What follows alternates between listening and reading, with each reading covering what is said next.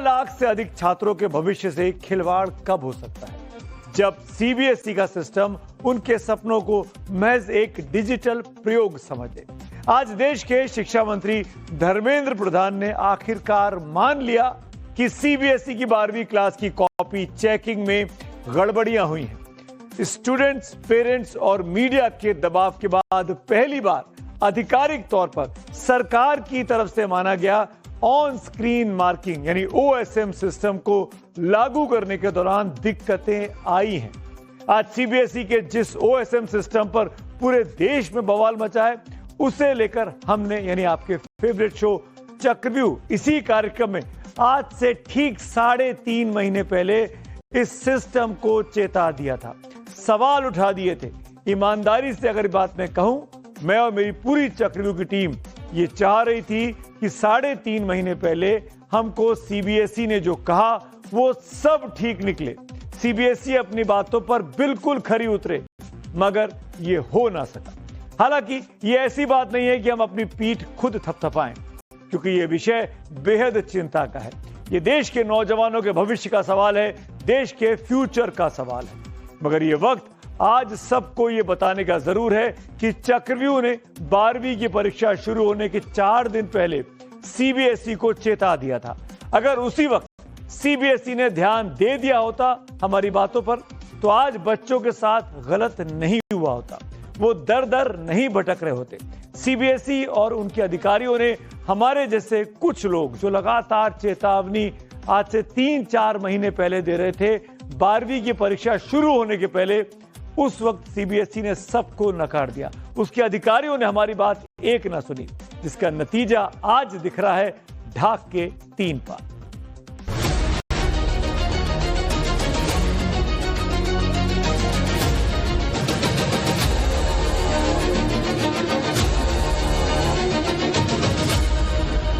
इतना बड़ा और इतना नया अनुभव है और पहली बार हिंदुस्तान में हो रहा है 12वीं के तमाम 17-18 लाख बच्चों के लिए। सवाल दरअसल बच्चों के भविष्य का, और यही चिंता हमको भी है। 12वीं की परीक्षा से पहले ही हमने उठाए थे सवाल भी खड़े हो रहे हैं, खासकर पेरेंट्स के मन में। क्या देश भर के हर स्कूल में इंटरनेट इतना मजबूत होगा कि कॉपियां स्कैन कर कर अपलोड हो जाएंगी?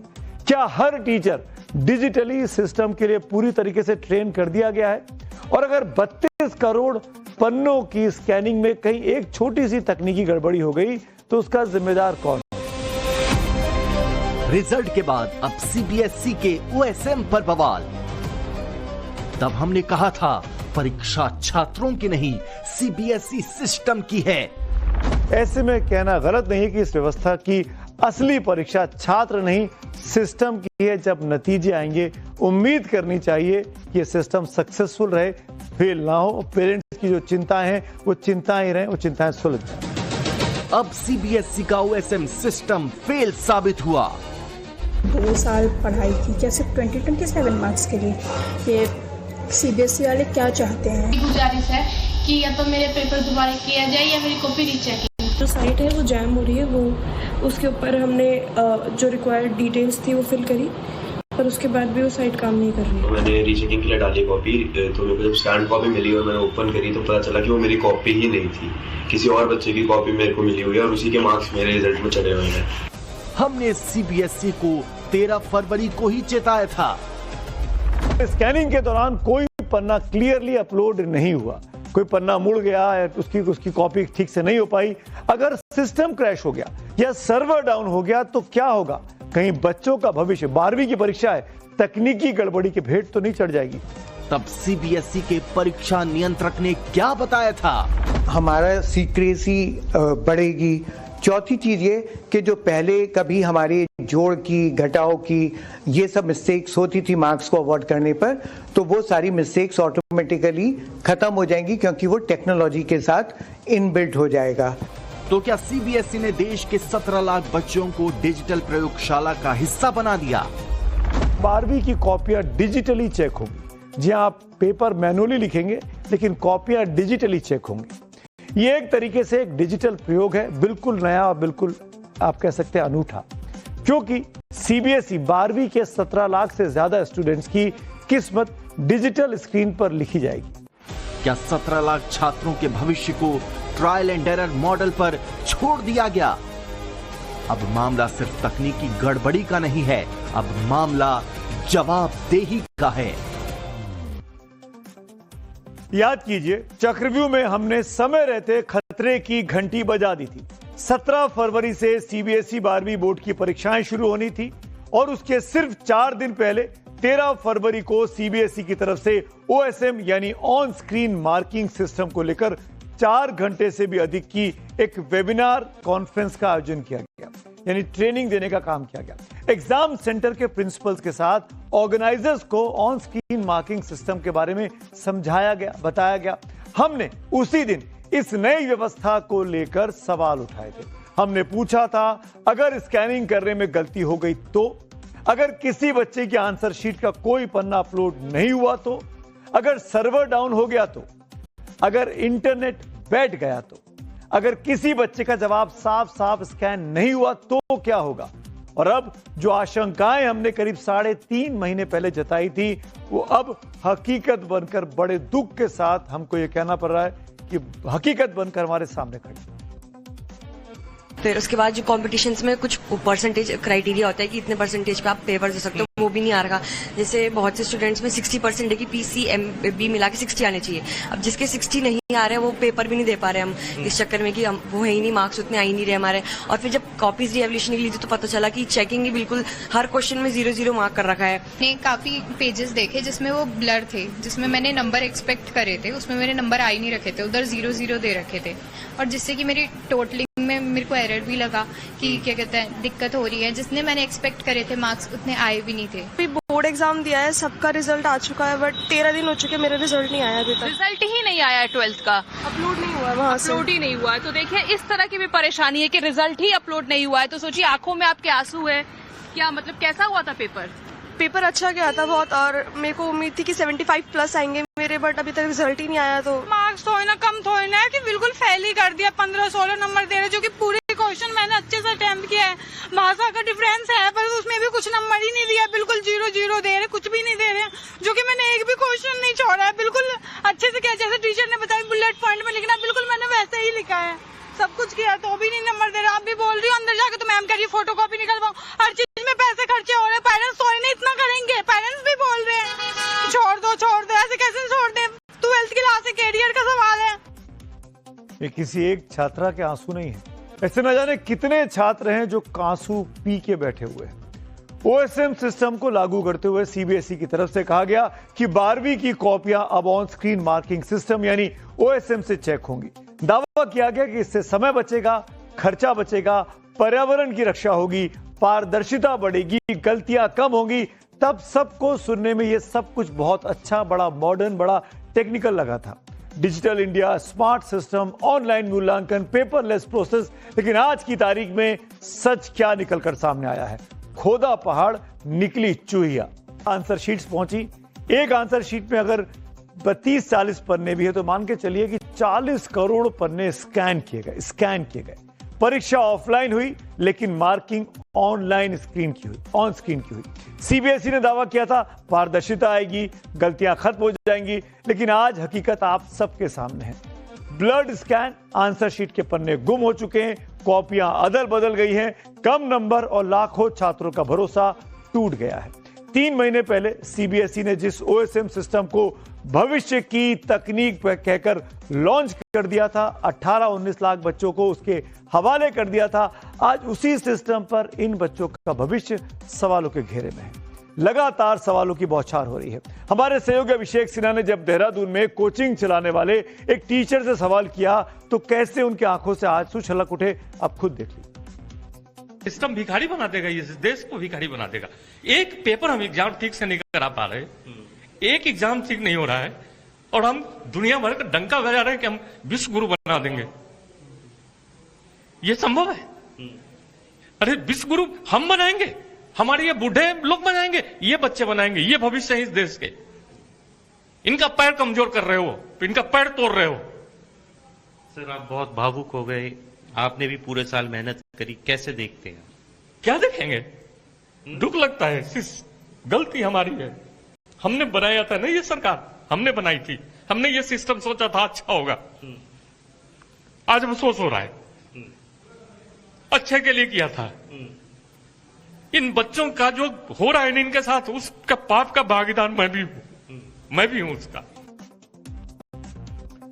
आज आपको एक बार फिर सीबीएसई के परीक्षा नियंत्रक संयम भारद्वाज को सुनाता हूं।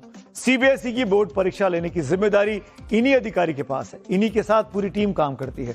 परीक्षा के पहले जब ओएसएम सिस्टम लागू किया गया तो यही संयम भारद्वाज साहब छात्रों से संयम रखने की सलाह दे रहे थे, भरोसा दे रहे थे कि सब कुछ हाईटेक होगा, सब कुछ पारदर्शी होगा, गलतियां सिस्टम से खत्म हो जाएंगी, फ्रेंडली होगा, पुस्तकों का जो आवागमन होता है वो रुक जाएगा। दूसरी विशेष बात ये कि हम पूरे विश्व में जो जहाँ पर हमारे स्कूल्स हैं उनके टीचर्स का उपयोग मूल्यांकन के लिए कर पाएंगे।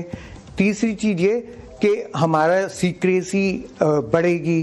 चौथी चीज ये कि जो पहले कभी हमारे जोड़ की, घटाव की ये सब मिस्टेक्स होती थी मार्क्स को अवॉर्ड करने पर, तो वो सारी मिस्टेक्स ऑटोमेटिकली खत्म हो जाएंगी। सीबीएसई की परीक्षा नियंत्रक संयम भारद्वाज को यह तभी समझना चाहिए था कि देश के 17 लाख बच्चों का भविष्य कोई स्टार्टअप ऐप नहीं था कि पहले लॉन्च कर दो और फिर बग फिक्स करते रहो। 12वीं की बोर्ड परीक्षा है ये।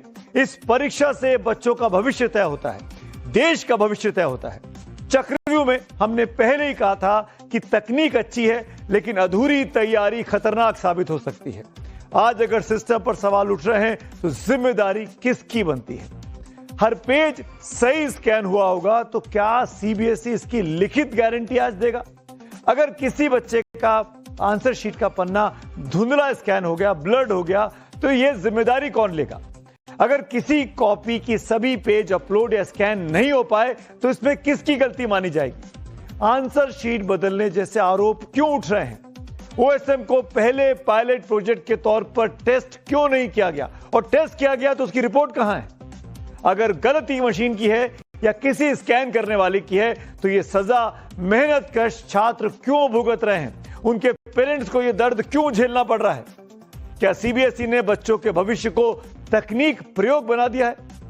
सबसे चौंकाने वाली बात यह है कि परीक्षा से पहले जब फरवरी के महीने से चक्रव्यूह में हमने छात्रों के डर को दिखाया था, जब टीचर और स्कूल प्रबंधन की तरफ से तकनीकी आशंकाएं आपको गिनाई थी, तब सीबीएसई के वरिष्ठ आईएएस अधिकारी यानी परीक्षा नियंत्रक साहब इन चिंताओं को हल्के में क्यों ले रहे थे? टीचर डिजिटली सिस्टम के लिए पूरी तरीके से ट्रेन कर दिया गया है और अगर 32 करोड़ पन्नों की स्कैनिंग में कहीं एक छोटी सी तकनीकी गड़बड़ी हो गई तो उसका जिम्मेदार कौन होगा? सुनिए 12वीं की परीक्षा देने वाले बच्चों के मन में क्या संशय है। ये तो गलत फैसला हुआ क्योंकि सीबीएसई को ये चीज़ हमें बहुत पहले बतानी चाहिए थी। और कहते हैं कि जैसे कि जब टीचर्स चेक करते हैं पेपर तो उसमें भी बहुत सी गलतियां होती है, तो कंप्यूटर पे हम लोग कैसे भरोसा कर सकते कि उस पर सही होगा? एक हफ्ते में एग्जाम से इतना प्रेशर है, एग्जाम का प्रेशर है ऊपर से। ये आप बता दे रहे हो कि 12th में आपका पेपर ऐसे चेक नहीं होगा जैसे हमेशा से सबका होते आ रहा है। लाइक हमारे ही बैच पे क्यों इस चीज पे हमारी बैच को टारगेट किया गया? इन लोगों को पहले चेक करना चाहिए कि इसका आउटकम क्या है 11th में करके, और ना कि डायरेक्ट 12 में इम्प्लीमेंट कर देना चाहिए, वो भी सिर्फ सीबीएसई के लिए। हमारे सवालों के जवाब में तब सीबीएसई की तरफ से कहा गया कि सिस्टम बिल्कुल तैयार है, लेकिन आज क्या परीक्षा नियंत्रक साहब बताएंगे कि क्या सिस्टम तैयार था या सिर्फ कोरे दावे किए जा रहे थे?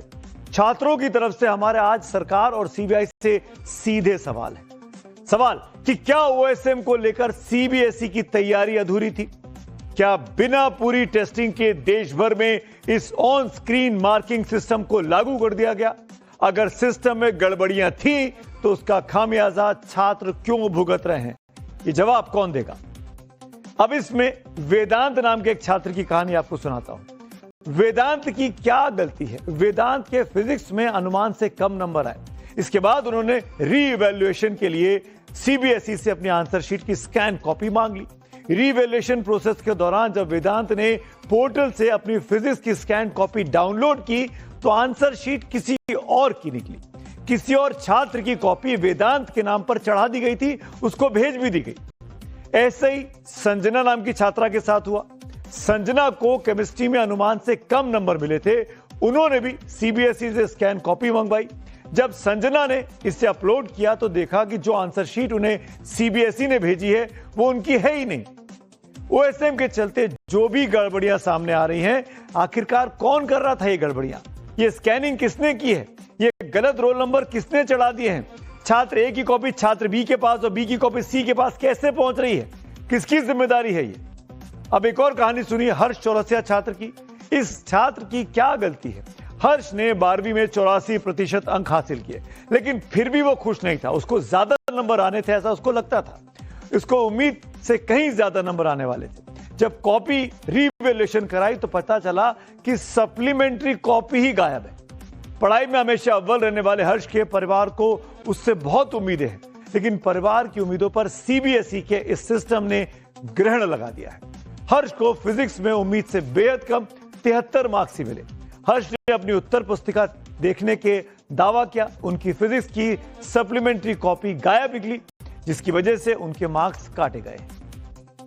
सीबीएसई के ऑन स्क्रीन मार्किंग सिस्टम को लेकर चल रहे विवाद के बीच केंद्रीय शिक्षा मंत्री धर्मेंद्र प्रधान आज सीबीएसई के दिल्ली स्थित दफ्तर पहुंच गए। चेयरमैन समेत सभी बड़े अधिकारियों के साथ एक मीटिंग बुला ली। छात्रों को फिर से आश्वासन दिया कि अगर इस प्रक्रिया में कोई जानबूझकर लापरवाही या गड़बड़ी पाई जाती है तो सख्त कार्रवाई की जाएगी। पूरी कंट्रोवर्सी के बीच आज पहली बार शिक्षा मंत्री ने माना कि ऑन स्क्रीन मार्किंग सिस्टम में गड़बड़ी हुई है। आपको यहां पर याद दिला देना चाहता हूं कि नीट पेपर लीक विवाद में भी धर्मेंद्र प्रधान साहब ने कमांड चेन में गड़बड़ी की ओर इशारा करते हुए माना था कि कुछ खामियां थीं, और अब सीबीएसई ओएसएम विवाद में भी गलती मान रहे हैं। पहली बार देश में सीबीएसई ने इसको प्रयोग किया, उसमें कुछ विसंगति ध्यान में आ रही है। इसको मैं दायित्व लेता हूं, उसको ऐसे ठीक करा जाएगा, उसके उपाय निकाला जाएगा। उस काम पे हम सब लोग जुटे हैं। हम एक भी विद्यार्थी की अनआंसर्ड क्वारी को, कोई उनकी मन की जिज्ञासा को हम असमाधित नहीं छोड़ेंगे।